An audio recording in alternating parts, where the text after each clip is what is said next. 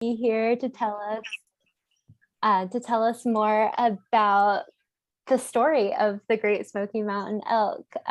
It's been a pleasure to get to know Phoebe a little bit in this remote capacity over the last 2 summers. And yeah, your love of the elk is contagious. So hopefully we can help some other folks catch the elk bug. But yeah, feel free to introduce yourself and get the ball rolling. Awesome. Well, hello, everyone. I'm Phoebe Carnes. I'm from Whittier, North Carolina, which is about 15 minutes from the Great Smoky Mountain National Park. I've been doing some elk research and photography on my own time for about 3.5 years now. You can actually see one of my first elk pictures there on the left and one of my most recent ones in the bottom left there. Lots of time to perfect my style of photography over the past 3 years, which is how I actually got interested in elk, was wildlife photography. And yes, in the top right there, that is me many Halloweens ago in a little park ranger costume. So it's really cool to sort of be living that dream right now, and with the things I've been doing with ACE for the past 2 or so years. So I'm here to talk about elk because I love elk, and I'm gonna make sure that you love elk by the time this is over. So there's 4 species of elk that are currently still alive in the United States. We have Manitoban elk there on the top left, which is the ones that we have here in the Great Smoky Mountains National Park, and they're also found up in Canada and other parts of the East Coast as well. Then we have the Rocky Mountain elk, which are the super famous ones that are in Yellowstone and the Rockies. And in the bottom left there are Roosevelt elk, which are actually in Washington, the state, and Oregon as well. And they're kind of like the rainforest elk, which are super cool. And then we have Thule elk, which very few people seem to know about, but they actually live on the coast of California. So they like to go on the beach, which I think is really cool. And honestly, I am very jealous of the lives that they live. So one interesting fact that I just love to throw out right off the bat is that Manitoban elk are actually technically larger than Rocky Mountain elk, which you see there on the right. Rocky Mountain elk have the bigger antlers, so everyone's always like, oh, they're the largest species. It's not entirely true because Manitoban elk are much larger in mass alone. And that's our biggest male here in Akunalufti, there on the left. And his name's Big B, and he was over 1,000 pounds in his youth. So they can get to be absolutely gigantic. And just to give you a little show of just how big, I have the skull of an elk cow right here. Hopefully you can kind of see it. They're absolutely gigantic animals, and this is just the head. So just imagine the rest of the body. So elk have a super interesting history here in the Great Smoky Mountains. And that's what I'd just like to go over a little bit first. So way back when, before European settlers arrived on the New World, the entire East Coast and the Appalachians had eastern elk, which unfortunately are now extinct, but they were all over the place. And they were here when there were bison and wolves and everything else here in the Great Smoky Mountains. Unfortunately, they were fearless and notoriously so. So when European settlers did arrive, the elk would just wander into camps and try and steal food, which made them very easy targets for the new settlers. So they were wiped out of the Smokies by the late 1700s and wiped out completely by the mid 1800s. So unfortunately, the park could not bring back eastern elk, but we wanted to bring back the next best thing, which is Manitoban elk, which are very similar just in habitat and size. So in 2001, the park began their reintroduction experiment of elk into Cataloochee Valley, which is a little closer to Waynesville. And Cataloochee Valley is a pretty remote spot in the national park. Not anymore, because that's where the elk are. But before the elk were brought back, it was a very remote area, lots of open fields for them to go out and graze in. So it was really the perfect spot for the park to begin this reintroduction process. So they brought in 25 individuals from Land of the Lakes in Kentucky. And they brought them here into the Smokies on these humongous tractors with these big old horse trailer looking things, which is wild to me to think about. And they had them out in this little pen for the first few weeks just to let them get settled into the Smoky Mountain habitat and environment. And then they just released them out into the wilderness. And you can see here that in those first few years of the reintroduction, they had all of the elk collared and tagged just to help keep track of them and whatnot. And then that next year in 2002, they brought in another 27 individuals from Elk Island in Alberta. And part of the reason for that is because they wanted to have genetic diversity, but both of these populations were also very healthy as far as not having a whole lot of diseases or anything else. So they were some of the most, the best individuals to bring here into the Great Smoky Mountains National Park. Now, when you bring back an animal as massive as an elk, there's going to be a lot of questions, such as what is going to be the effect on vegetation? How are they going to affect the other animals around them?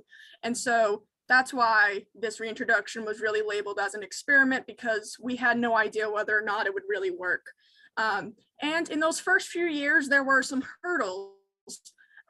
You see, the issue with where the park brought these elk from is that there were no bears in these areas, but there are many bears in the Great Smoky Mountains, of course.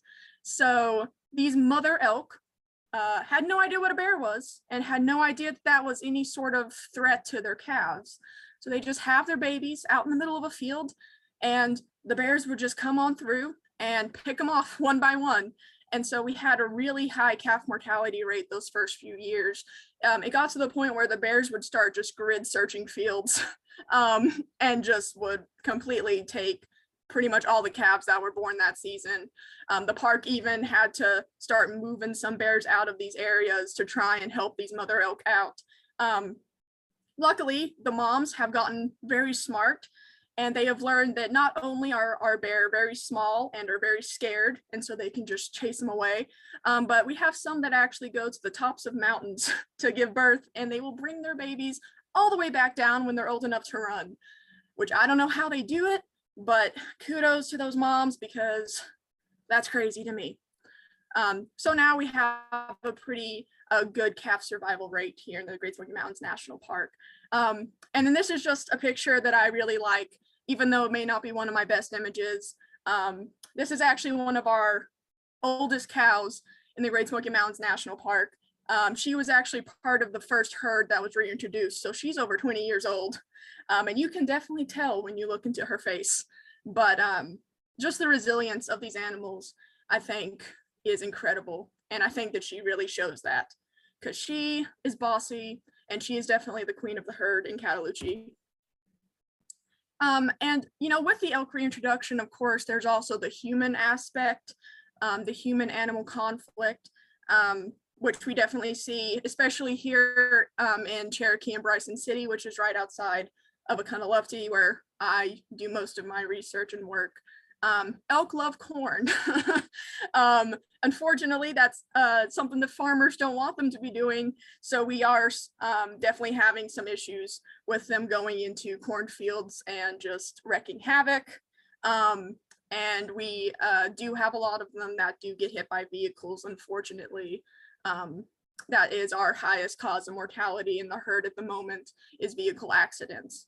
So these are all conversations that we're definitely trying to have and trying to figure out what's the best way for us to coexist with these massive animals. So always just an interesting point I like to bring up. Now we'll move on to my favorite part, which is the biology. And some of you may be groaning as you remember your days of biology, or some of us may be groaning right now if we're in university. But I promise I'm going to try and make it as entertaining and as fun as possible. So a lot of elk biology revolves around different seasons, as we can see right here: winter, spring, summer, and then fall. So just starting with what's going on right now in the elk life, we have babies. all over the place, which is always really exciting. So just like baby white-tailed deer, elk calves are born with little spots that help them camouflage. They're also born completely scentless, which I think is incredible and absolutely insane to think about. And this will help them hide from predators. So when they are this young, the park is really focused on getting as many of these babies collared. So I do have a little elk calf collar right here. And a lot of people always ask, are the collars too tight? Because sometimes they look like they are, but these collars actually stretch kind of like a scrunchie. So once the baby is too big for the collar, it'll fall right off or will get torn up or something. So there's no worry in the collar ever getting too tight on the calf. But that's kind of what we're focused on right now, is getting as many of these collared as possible, for the purpose of just, one, keeping track of our numbers, but two, where are they going? When are they going certain places? That's all very important data for us. And I just wanted to appreciate the cuteness of the babies for a second, because they're absolutely adorable. I mean, just look at that little face. So very cute. But at the same time, our bulls are actually growing their antlers back.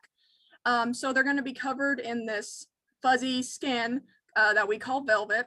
And so what velvet does is it's just has a bunch of blood vessels that are carrying up a bunch of nutrients to the antler so that it can grow. Now, antlers are actually the fastest growing bones on our planet. They can grow an inch a day, which is crazy to me. And so in order to do that, these bulls are having to eat a lot.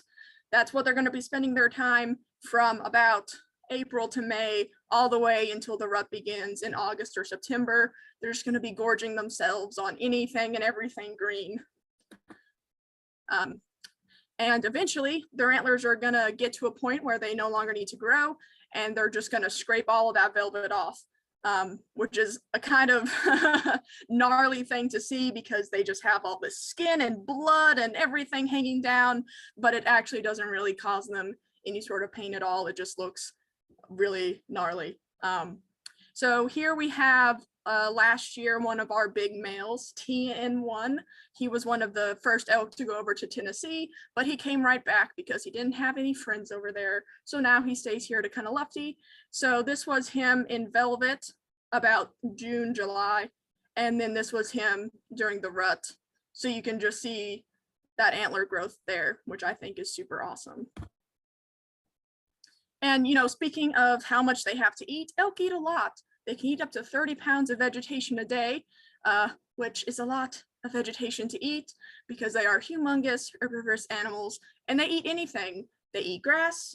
I've seen them eat lichen, wood, poison ivy. I mean, really, they just eat anything and everything that they can put into their mouths. And they're always really cute when they eat as well. So once the antlers are done growing for the males, it's time for the rut, which has its own entire section in this presentation that we're going to get to very, very shortly. But the babies also by this point have pretty much grown up. So you can see here that they actually lose their spots and they start getting that more adult face, and then usually longer fur, because at that point in time, it gets to be the colder weather. And so that's why their fur gets really long around their neck. And that can actually keep them warm in even below freezing temperatures, which we don't usually have a whole lot of here in the Smokies, but just in case, they are well prepared for cold temperatures. And then after the rut is over, the males actually will completely lose their antlers, and they have to grow an entirely new set every single year. And just imagine trying to grow these humongous antlers that can be 20 pounds each, can be 4 feet in length every single year. And it's not even that entire year, it's only in the span of 3 to 4 months. And so the will of these animals is amazing. And there's sort of a myth that you can tell the age of a bull based on the size of his antlers. That's not always the case. Usually younger males are going to have smaller antlers just as their body grows, but even some of our old bulls will have very short antlers because it's all based on nutrition. The best way to actually tell their age is by cutting open their tooth and counting the rings like a tree, which I think is super cool and a very interesting tidbit. So everyone's favorite part of elk is definitely the rut, which is their eating season. Now, all of these pictures are going to be from last year's rut, which I was out here every evening photographing in rain or shine, mostly rain, sometimes shine. And it's going to feature many of our humongous male elk that we have here in Akanalufty. So once a male has shed his velvet, his antlers are nice and pretty, he's going to come around and he's going to start collecting his harem. He's going to be making a lot of faces like that. I guess that's handsome or something. And he's going to be herding all of his ladies together and defending them from other males. But now what everyone really loves about the rut is the bugle. And now if you've not heard a bugle before, you should go look it up or something, because it's a truly incredible sound. Or better yet, go somewhere where there's elk during the rut. I can assure you they're going to be bugling every like 5 or so minutes. I mean, it's just a constant thing. And what's cool about a bugle, one, it's incredible high-pitched sound that you would never expect to come out of a 1,900-pound animal. But two, it's actually two different sounds. So you have the really high-pitched whistle, which is kind of the famous high-pitched sound that you hear when you think of a bugle, but you also have a really low guttural growl that we don't always hear, but the ladies definitely hear it. And then with some bulls, actually, you can hear it a little more than others. So the bull over there on the right is one that his bugle is super low and guttural, which I think is really cool. And maybe this is just me spending way too much time with these animals, but some males, you can really just tell them apart from others based on the bugle alone, which is really awesome. But, you know, they have to do other things other than sing to impress the ladies. So one is going to be dressing up really nice, which doesn't mean putting on a bow tie or a tuxedo. It means putting grass on your face, which the ladies absolutely adore for some reason. So that's always super fun to see, one of my favorite things. But they also want to smell nice. And again, they don't have perfume. So oftentimes it's going to be a mix of mud and urine to make this lovely concoction that the cows find irresistible. Again, I don't understand, but whatever floats their boat. And of course, their antlers, while the main point of an antler is to show off a male's compatibility, they also will fight. So up there in the right, you can see one of the coolest elk experiences I've ever had, which is when two bulls actually came down into the water and fought in the middle of the river, which was absolutely incredible to witness. And I'm going to be talking about that experience a little more later. But yeah, I mean, they were pushing each other's heads underwater. It was insane. But they both made it out okay. One with a little bit of broken pride, but other than that, completely fine. So I know I'm talking really fast, but we're going to move on to behavior, which is what I absolutely love studying about the elk. And that's sort of, I don't want to say specialty, but that's definitely something that I care deeply about and love to share with other people. So one interesting behavior that I saw this past rut season was actually these two bulls, which sort of teamed up together to have a little elk harem all to themselves. So young bulls like this are usually chased away by the bigger males, but these two kind of work together to scheme, and actually for a good 2 or 3 weeks had their own very small group of cows. The cows were not as interested in them as they were the larger males, but I think it is the sheer determination that counts in this case. But there was a little bit of drama that happened because this male that we see over here on the left, yawning, actually ended up chasing the younger one away once the big males left. So a little bit of backstabbing, but still very interesting behavior to see. And, you know, speaking of young males, there is a sort of brotherly sibling relationship that they seem to have once the rut ends, and they're not completely obsessed with going at each other's throats.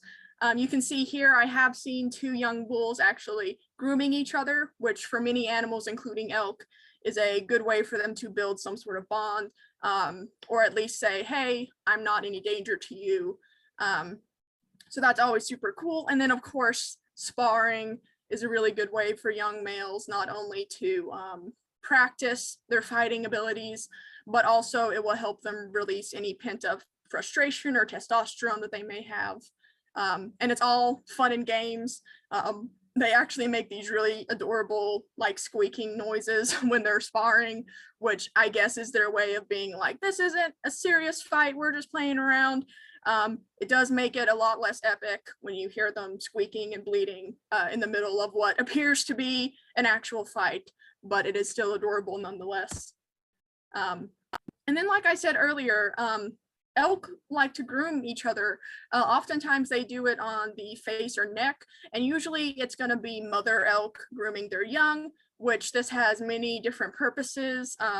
Part of it, you'll see mother elk licking their young's rear end, which helps them actually pass waste, but also just their necks and head to rebuild and reassure that that bond is still there.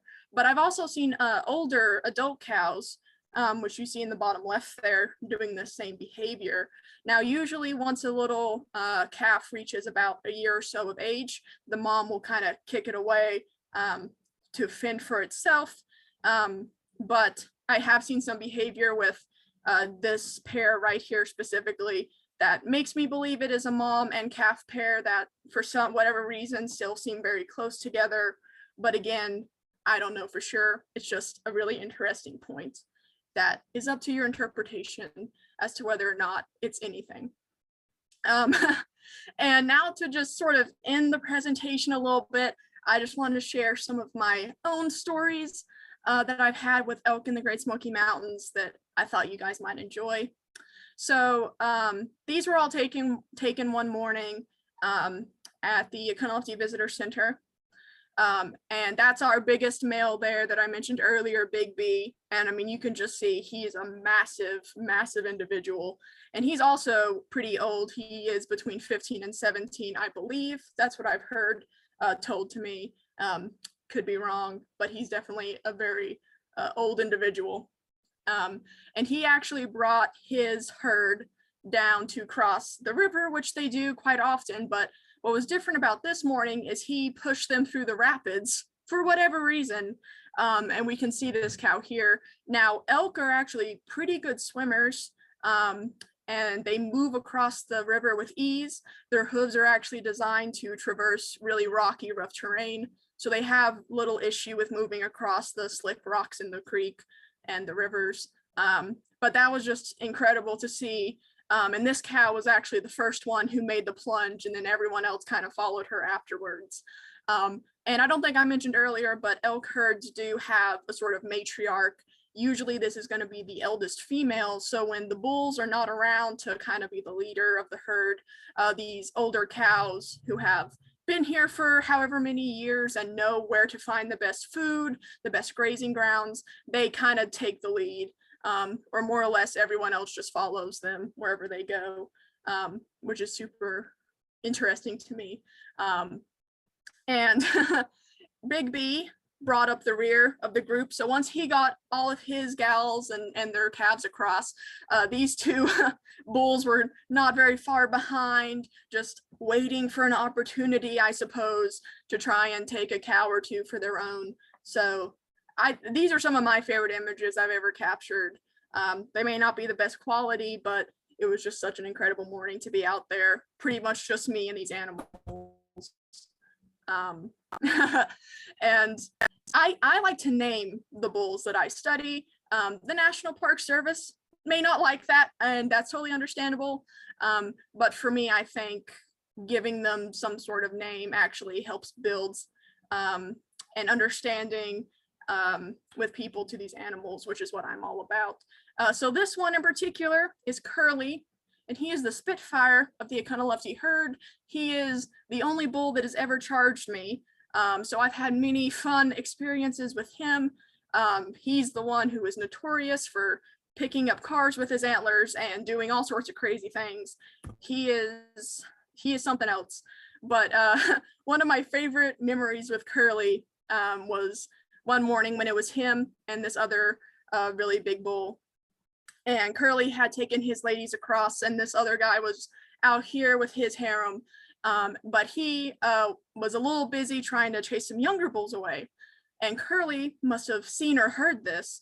So he sneaks back across the river and, keeping a very close eye on the bigger bull, actually ends up stealing 2 of his cows from right under his nose and pushing them back across the river.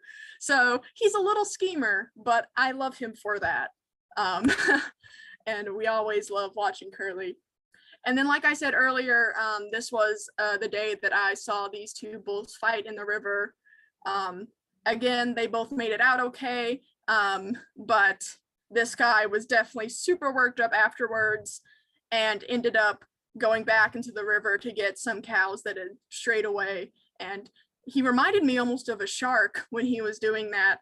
He got into some deep water just chasing them across the river away from this other bull. And I just think it's a super cool image of them butting heads in the water that I just really wanted an excuse to share with all of you. So that's been some of my really cool elk experiences. There's definitely so many more stories I could say, and I could sit up here for hours, all day, every day, just giving you guys so much information about elk, but I don't want this to go too long. And so I just want to end by telling everyone thank you for coming. This has been my first virtual presentation, so hopefully I did all right. And if you guys have any questions or anything, I am here to answer them to the best of my ability.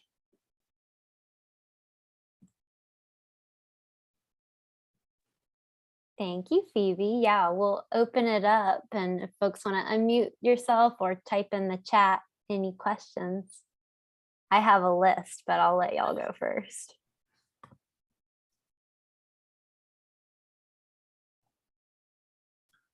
Thanks, Phoebe. That was awesome. Thanks for sharing your knowledge.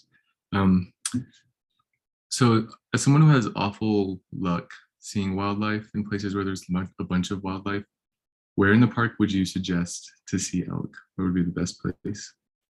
Yeah, so there's 2 places in the park where you can see elk regularly, and that's in Cataloochee Valley, which I mentioned at the very beginning, which is near Waynesville, and then Akunalufty, which is the Cherokee side of the park at the Akunalufty Visitor Center. I think the best time to see them is definitely in the fall, because that's when the rut happens and they're out there herding everyone up and running around and doing all sorts of fun rut things. So you definitely come in the fall, or the winter is also a really good time. They usually come out really early in the morning or late in the evening. Unless it rains, then they may be out all day or in the afternoon or something. But yeah, that'd be my suggestions for you.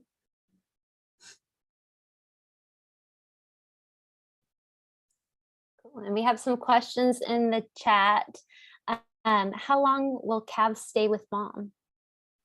Yeah, that's a good question. So about a year seems to be about how long they'll stay with mom.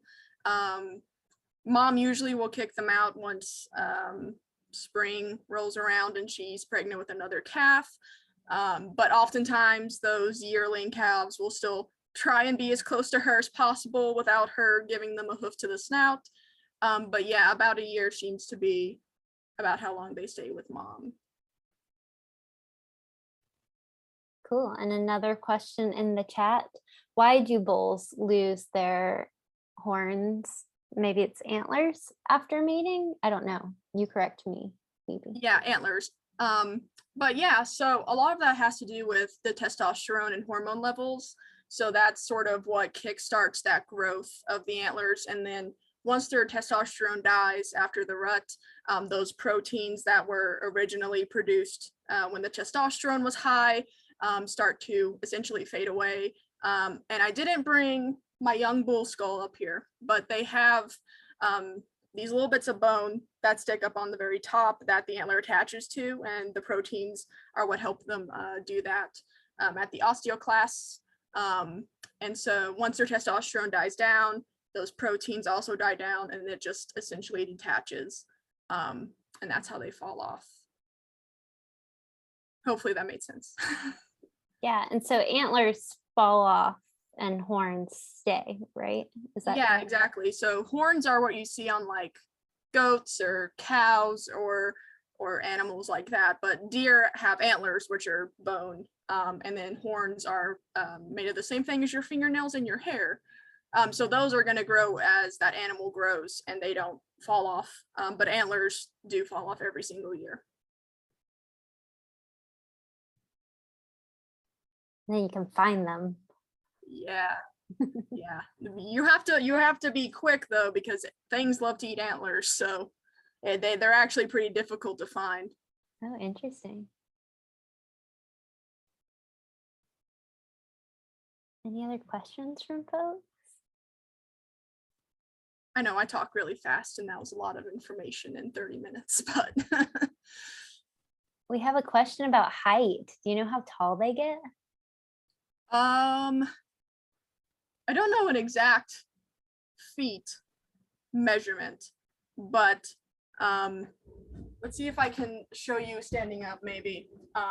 So your average full-grown bull is probably going to be about right here at the shoulder, maybe even a little taller.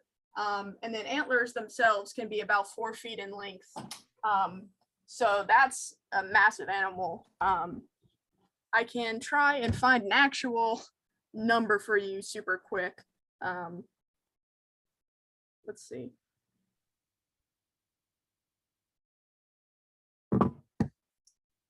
It says 4.9 feet at the shoulder.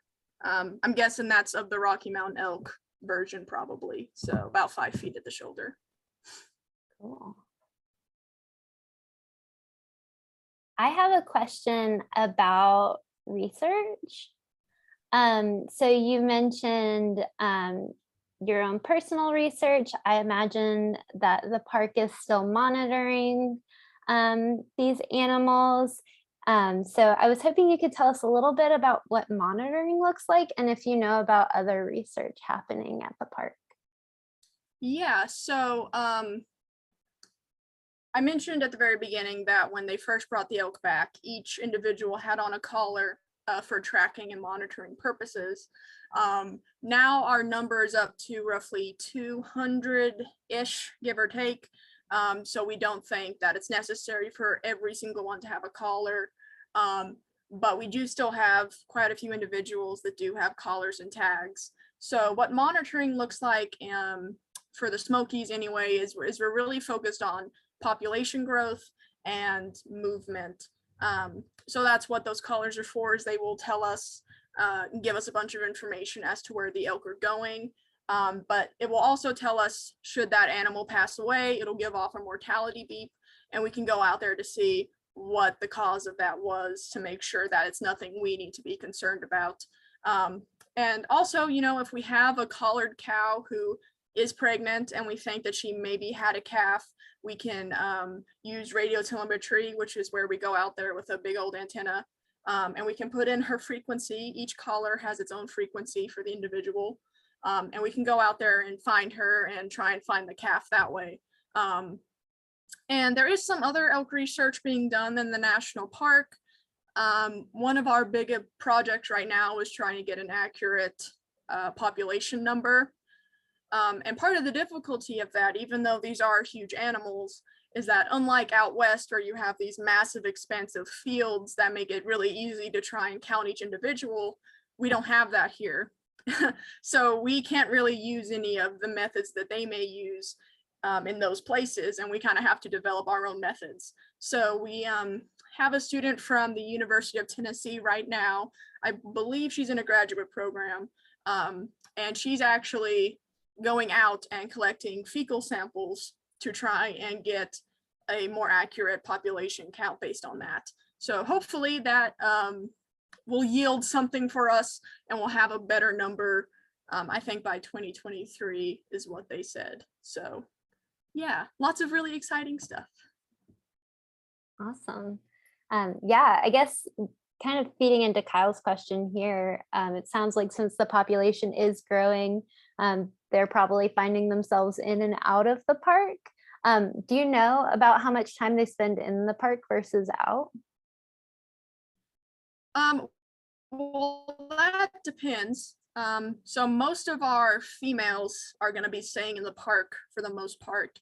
Our males oftentimes will go outside the park once the rut ends because they don't want anything to do with the babies, so they get as far away as they can. And so that's why we have a couple of bachelor herds in places like Maggie Valley and Bryson City. In the winter time, I have noticed that the Oconaconaluftee, at least, I don't know about Cataloochee, but that the Oconaconaluftee do spend more time actually in the city of Cherokee, partly because they're just looking for food in the winter, and so they're just having to travel more distances to find enough food for themselves. But for the most part, they keep themselves either right within the park or just a little bit outside the park. We have had a few of them actually make it all the way to Franklin. I know of one bull who went out there a couple years back, but they always come back for the most part.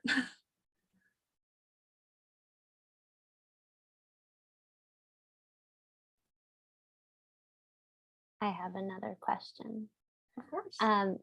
So you spend a lot of time with the elk, and right now you're in the visitor center at Lufty. What messages do you share with the public for how they can enjoy the elk safely? Yeah, always really important to enjoy wildlife as safely as possible. So in the national park, we kind of have the 50-yard rule. So stay 50 yards away from any wild animal, especially elk and bear. So that's hard for people to visualize sometimes.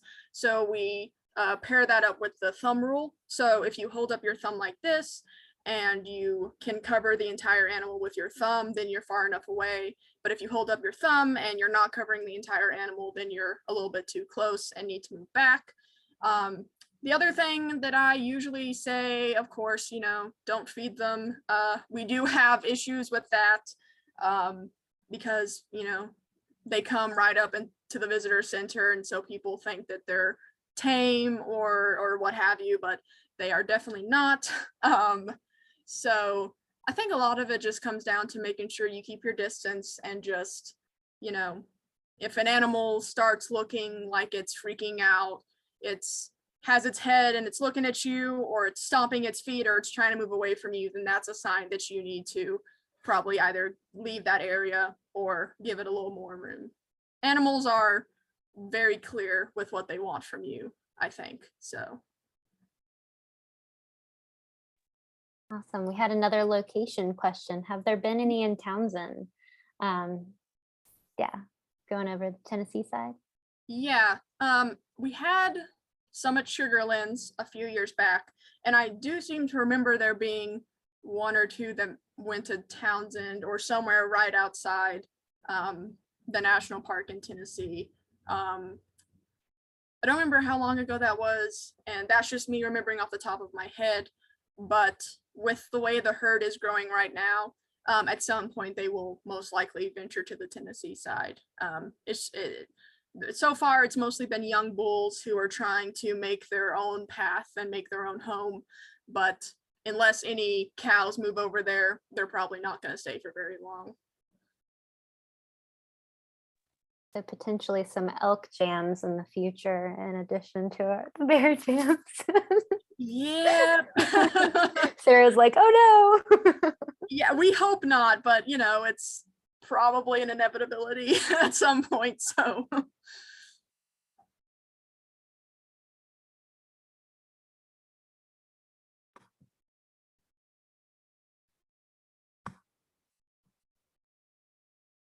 Any other questions? We'll give folks a chance to type.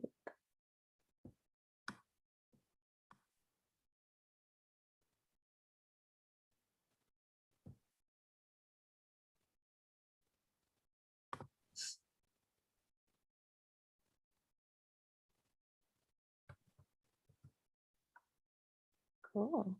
Well, yeah, we'll stick around for a little bit in case anyone does have burning questions that they're in the middle of typing. Um, but otherwise, thank you so much, Phoebe, for sharing your passion and knowledge with us today. And thanks everyone for hopping on a Zoom at the end of your week, or at least this week. It's really fun to get to share this with you. Yeah, thank you guys so much. I really enjoyed it. And like I said, I'm always open to questions. And I did have my personal contact info on one of the slides. So, if you ever have any other questions, you're definitely free to contact me. So, yeah. Yeah, Phoebe's on the Insta and the TikTok. So get your elk content there. Lots of elk content. Is it Phoebe's Wildlife? Yes. Yes, Phoebe's it Wildlife. is. At Phoebe's Wildlife. I'll type that in the chat for anyone who's interested in that. Awesome. Cool. Well, bye to those who don't have any questions. And thanks so much.